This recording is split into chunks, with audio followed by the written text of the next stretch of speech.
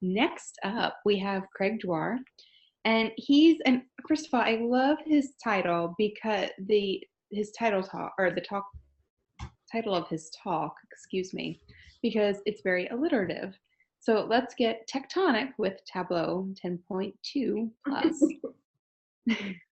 So Craig is a Tableau Data Viz Consultant for MIP in Sydney and has been a big Tableau fan since 2010. Craig is a bit of a Tableau Jedi and has lots of tips and tricks to share. And so Craig also spoke last year at TFF APAC, so we were happy to have him return. Craig, I will go ahead and turn it over to you. Thanks, Emily. Is everyone hearing me okay? Yeah. Cool. Okay, so I'm just sharing my screen now.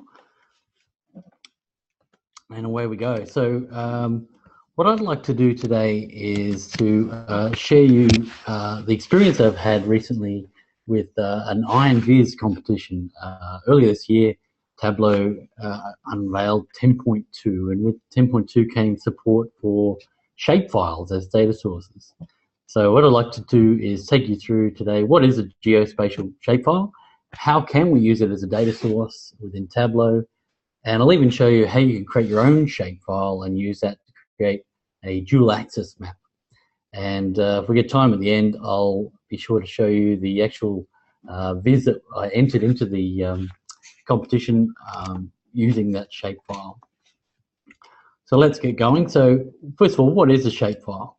So turning to our source of truth here on Wikipedia, shapefiles came about through a company called Esri in their ArcView GIS software back in the early 90s, so they've been around quite a while. So shapefile is really a way of representing points, lines and polygons in a database-friendly format. So a shapefile is SHP, but it's not just a shapefile. So what you see in this one here is that there's a series of files. SHP is just one of them. So the three files you have to have before you can start using them in Tableau is these three here. And you can see the DBF one is quite important because that's where the actual structured data is. So let's talk about how we find a shapefile and how we use it in Tableau. So in my experience earlier this year, I went and found a shapefile out on the web. I had a look for some tectonic plates. So tectonic plates are the crust of the earth, all put together into shapes that all butt up against one another, and they have a fair bit to do with the seismic activity.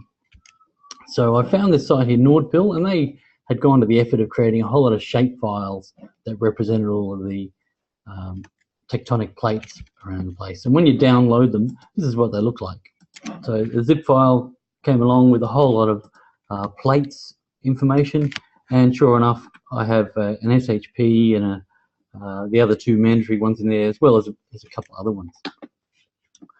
So let's see what that shapefile looks like when we pull it into Tableau. So I'm just going to get a Tableau window open here, and let's just pull that shapefile in as a data source. Let's have a look at it. So you can see here the content of the shapefile is leveraging the other files as well. You can see them listed here, and what we've got here is a geometry column. And it tells you the kind of object that's pulling into this. In this case, we've got polygons and even multi-polygons. And the other thing is to note is we've got a tectonic plate name and a tectonic plate code.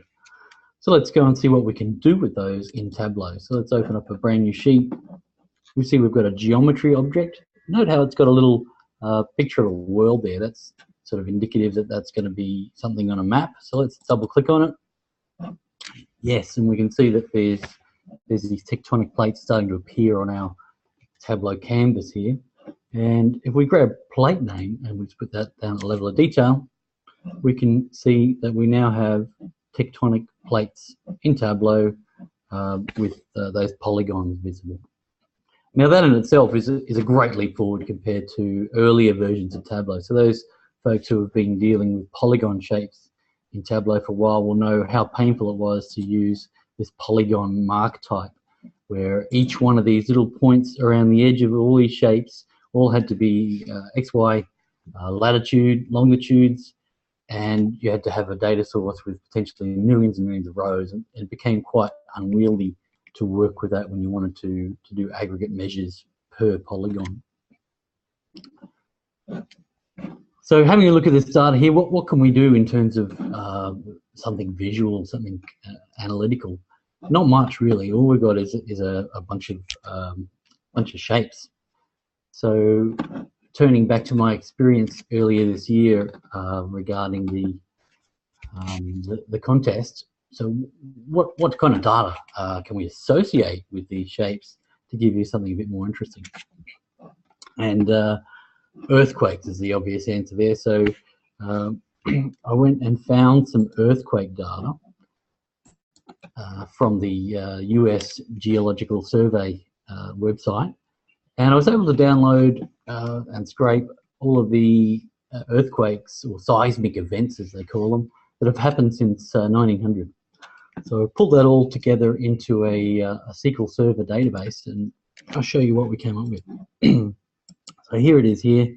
So if I have a look at the raw data, so there's about 80,000 events in this data set, and what we've got is here is a unique identifier, the place that the event occurred, date, time, what type it was, and we'll come back to that later.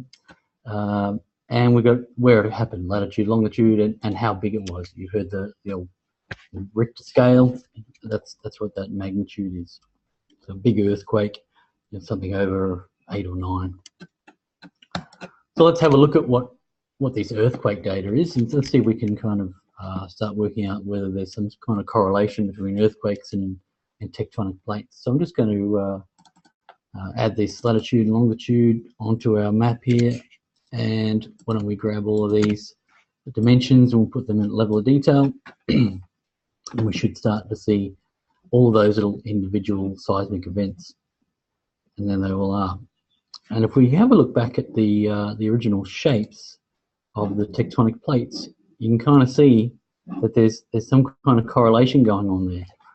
So so how do we get a relationship going between these earthquakes and the plates? But first of all, why don't we put a color here on the chart here, and we just have a bit of a look at the size of these earthquakes. Let's color them up by a diverging reverse scale. So the big earthquakes are red, and you can kind of see that we've got some clusters here of some big earthquakes going on potentially. So I wonder if that has something to do with these plates. So we've got plates data, we've got earthquake data. I would like now to be able to blend the two together, but we really have got no way of joining them. We've got earthquakes and we've got plates. We need to develop some sort of relationship. But let me show you now how I would do that using a geospatial tool. So I'm going to use Alteryx as a spatial tool here, and what I've done is I've just pulled in that same SQL Server database, and you can see there's our data, longs, magnitudes, types, and we can see we've got some nuclear explosions even in this data set. Interesting. So what I'd like to do is to grab that shapefile. So I'm just going to grab that same shapefile that we had before, pull that in as another data source. And what I'm going to do is I'm going to do a spatial match. So I'm going to do try and find out which earthquakes have occurred on which plate. But before I do that, I have to create a spatial object here from my earthquake data. So it's automatically assumed I want to create a latitude, longitude, spatial point, and I'll join that into my spatial comparison, and along with my shapes. So now I want to do a comparison to see all of my centroids and my earthquakes, compare that to my spatial objects, which are the tectonic shapes. And I don't want to see where they intersect, I want to see whether they actually are within. So An earthquake is within that shape boundary. So what am I going to do with this data after it's calculated the data? I'm just going to put that out to a file. Just for the sake of this presentation, I'll just put that out to a CSV file. T17. I'll just call it quake and plate. I'll just call it a CSV file. And what I might do is just get a subset of the data. So I'll just put a tool in here that just grabs me just those things that I need to create a relationship. So I don't want all of that data. I really just want the ID of the earthquake, and I really want to know what plate it's on. I'll grab the plate code as well. I might even rename that plate code.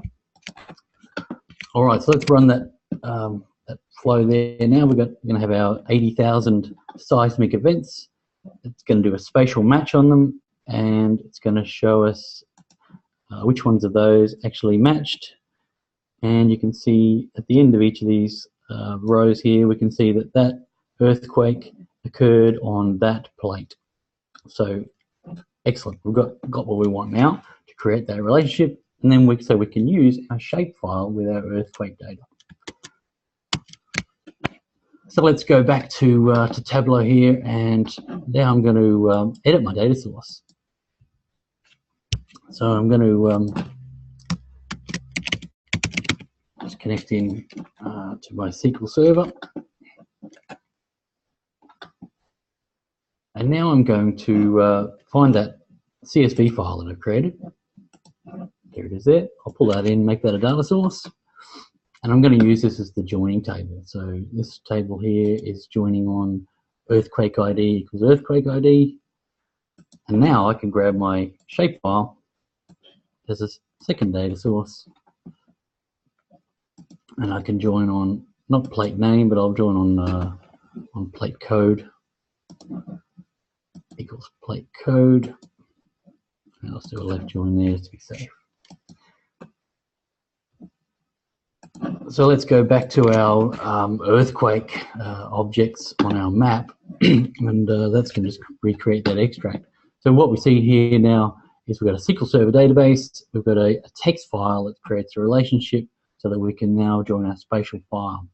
Three different data sources, and Tableau is going to join them all together and make that a single data source for us to explore our earthquake and tectonic data. So let's go back to our sheet now, and let's see how that that data looks. So you can see now we have a plate name. So let's use that as color now instead of our magnitude, and let's see how those earthquakes line up with our tectonic plates. Looks pretty encouraging here. So if we can see all the earthquakes that happened on the Africa tectonic plate, you can see that all around the edge of that plate there's a bunch of earthquakes. Similarly with Antarctica and say India as well. So cool. So we've got some data here. We're making use of our new shape feature in Tableau. So what I'd like to do now is let's go back to that original viz that we had with our geometry using our shapes. We'll put our plate name on. And now that we've got our earthquake information, we can do some basic analysis. Let's have a look at the magnitude, the maximum magnitude per seismic plate, say. And we can kind of see if we color this a little bit more diverging. Let's step it. Oops, let's reverse it, sorry. And we can see that some of these plates have some pretty big earthquakes. South America, 9.5. North America, 9. And we've got this one over here near Japan that cops 9. And we've got some areas here that don't have much seismic activity at all. It's interesting. I'd like to see now the earthquakes over the top of this data and kind of get a bit of a better sense. So now that we have our latitude and longitude, and we also get a latitude and longitude of our earthquakes, we should be able to overlay those on a dual axis. So let's grab that longitude of our earthquakes, and we'll make that a dual axis. And maybe we need to get rid of this geometry. Not really working for us, is it? Unfortunately, having a dual axis map on Tableau with one of your axes is polygons and one of your axes is points has always been a bit tricky, and it's still tricky if you're just using latitude and longitude. But I've learned something recently that I'd like to share with you now, and I've learned that from Alan Aldridge, actually, in the last Data Blender blog. Pointed out that you can actually have more than one shapefile in your data set. So what I'm going to do now is grab another shapefile of the earthquakes. So how am I going to get that one? So I'm going to now go back to my Geospatial tool, and I'm going to write out, after I created that lat long spatial object from my earthquake data, I'm just going to write that out to a shapefile. So I've got a couple of things I prepared here earlier. I'm just going to paste that in here. So if I hook that up there and run this again now, I'm just going to get an ID of my earthquake and a centroid of the lat and long of my earthquake data. So that's writing it out to a quakes shapefile, and you can kind of see that it's created the quakes shapefile and the other three files the other two mandatory files that I need to use them in Tableau. So that's good. So let's go back to Tableau now. We're going to go and edit our data source once more. We're going to grab our quakes shapefile as another additional data source. And we're going to join that up on earthquake ID equals earthquake ID. That looks good. And we'll go back to our viz here now, and let's see what we can do.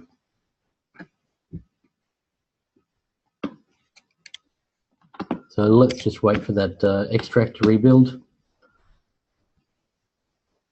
And we can see now we've got our SQL Server, our CSV, and two shapefiles. So quite a good use of the power of Tableau to blend all of that different disparate data into one source for us. So there's our 80,000 rows. See, we're getting a few duplicates in there, which we won't go into just now. Let's go back to our viz now, and now we can see that we not only have our latitude and longitude in an earthquake history file, but we've got the geometry here. So let's see what we can do with that. So what I'm going to do is duplicate this longitude. We're going to get a dual axis going. So on this one here now, instead of using this geometry object from the plate shape file, I'm just going to replace it with the geometry from the quakes one. And let's see what happens. That looks a bit more promising. So now we've got all of our shapes and our earthquake data. So let's go in, and we might just make our map a little bit darker. And we might just go in and add a bit of data to our earthquakes. Let's grab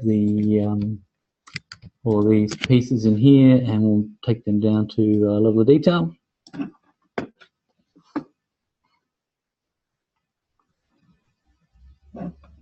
And let's see if we can make this a dual axis.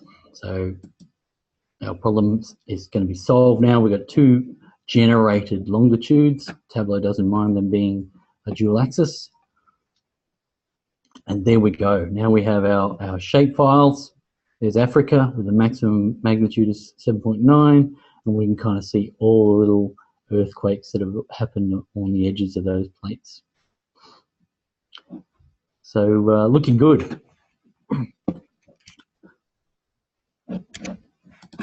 So what I'd like to wrap up now is to show you what I ended up using this data for. So let's take you to the to the Tableau Viz that I entered into the competition, and the shapefile is actually started to look a bit like a jigsaw puzzle in one of the times that I was mucking around with it. So I actually used that as a theme. So I set up a tectonic plates jigsaw puzzle viz, so that you would have to guess what shape that number 7 was. So number 7 looks to be like that's going to be Africa.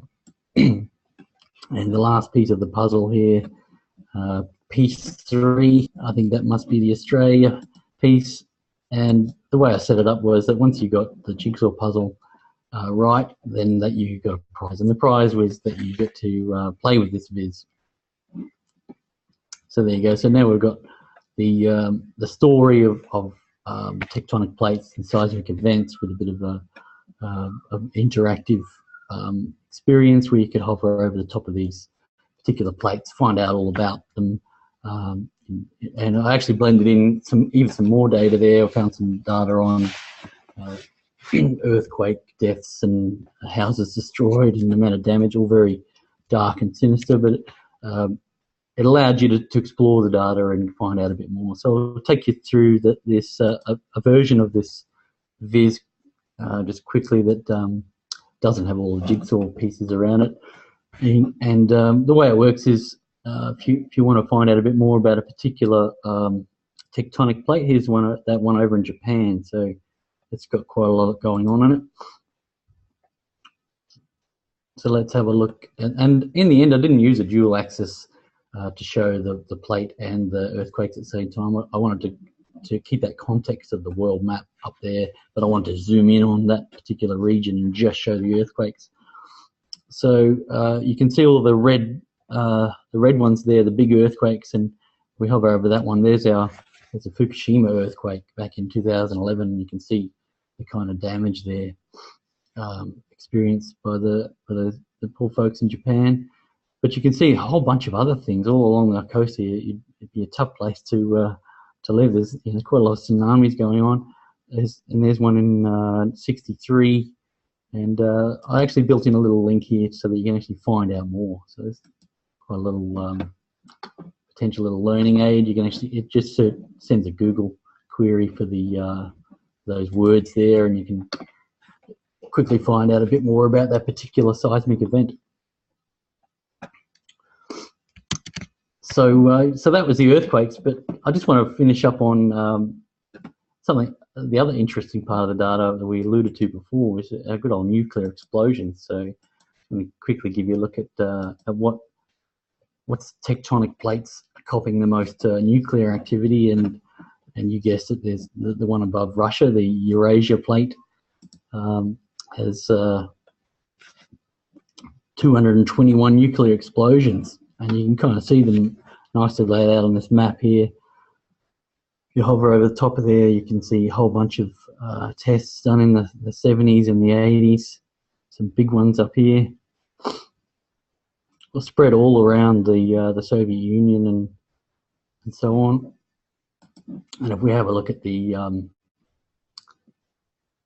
ones in North America, they only have 99, so they weren't going as hard as the Ruskies. But you can see that they centered all around this little area of the map. It's a bit hard to see on this dark background, but you can see that's all it's like Nevada. So there you go. Lots of radiation over near Vegas. And there's even what's this one over here? That's some sort of outlier there in Colorado. So interesting stuff. So you can kind of see when you start using some shape files and blending that in with some good data, you can use Tableau to great effect to tell a great story. So just wrapping up the so I've got a blog, craigsdewar.com, where I've actually written a blog up on that experience, and you can link through to that, to the actual viz on Tableau Public. Download it, and by all means have a play with it, have a look at it. And I've even got a YouTube video that kind of mirrors what I've just done on those, how to get that shape file your viz, and so on, if you can have a bit of a step through that and have a crack at it yourself. So thanks for tuning in. I'll wrap up now and open it up to any questions. Hey Craig, thank you so much. That was incredibly exciting. I was actually having a discussion the other day about not being able to have that dual axis on a map, and so it's really interesting to hear that there's a nice hack workaround for that. Obviously Alan Eldridge is so famous for doing all that kind of stuff, so it's a great shout out to him as well. But super fascinating to see the plates overlaid with the earthquakes as well. People were just hanging on waiting, and really impressed that you would do an Ultrix workflow live as well. And in a short talk as well. You know, you've absolutely nailed it today, so thank you so much.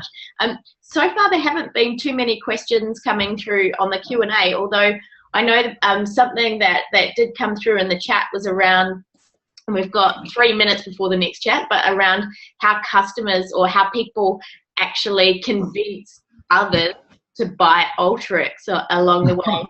And I know that you work at a consulting company that is actually one of the Ultrix partners, but have you got any insights that you can share that customers use to help them to get Ultrix across the line? Oh, for sure. Yeah, look, I mean, Ultrix, that spatial piece is obviously a very powerful part of the tool set, but I use Ultrix all the time to put together a lot of the data sources from all different places, cleansing it, preparing it, aggregating it, filtering it. It's definitely the way to go if you're really serious about getting a nice clean data set for you to use in Tableau, let alone having the spatial capabilities and even the predictive part of it. So yeah, if you want to get a hold of Ultrix, get onto MIP, and they can help you out and get you going with it, and help you implement it into your organization and set you up for success. Perfect.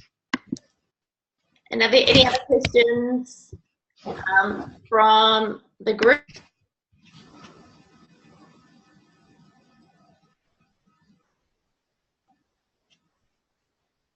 Nope, that looks like we've got 2 minutes to go until our next session that's up. Thank you so much, Craig, for You're welcome. For your session today, and make sure you post up the link in the chat window to your blog so that people can pop along.